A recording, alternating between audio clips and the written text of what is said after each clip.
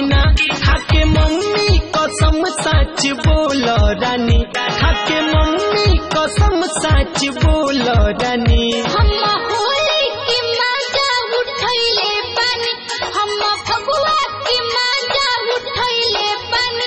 एक बारी यारवा से कोई अपने यारवा से रंग लगवैले पानी, अपने यारवा से रंग डालवैले पानी।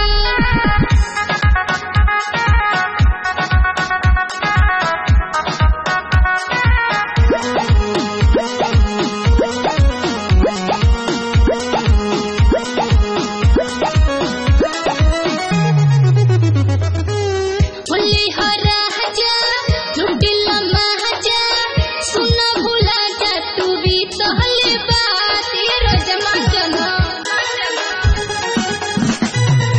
सुख न कोरो उससे न लोड़ो, ओकरे संगे न कोटल बरत।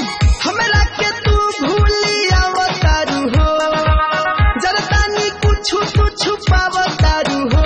हमारा से बताओ पूरा कहानी, हमारा से बताओ पूरा कहानी। हम्मा होली की मजा उठैले पानी, हम्मा फगुआ की मजा उठैले पानी।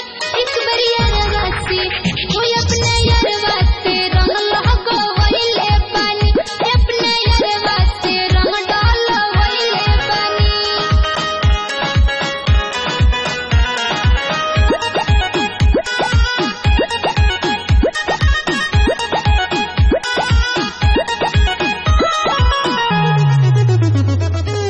बुतियाला मानी ये राजा जानी, होलिया में काहे करताड़ जीत।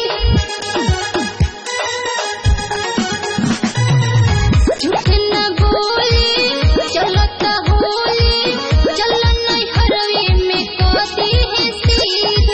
बलराज टाइगर से रंग लगवैले रहू हो, चंदन सतीश के पीछे घुमैले रहू हो। हमारा से छुपल नहीं खे जानो तानी, मनी से छुप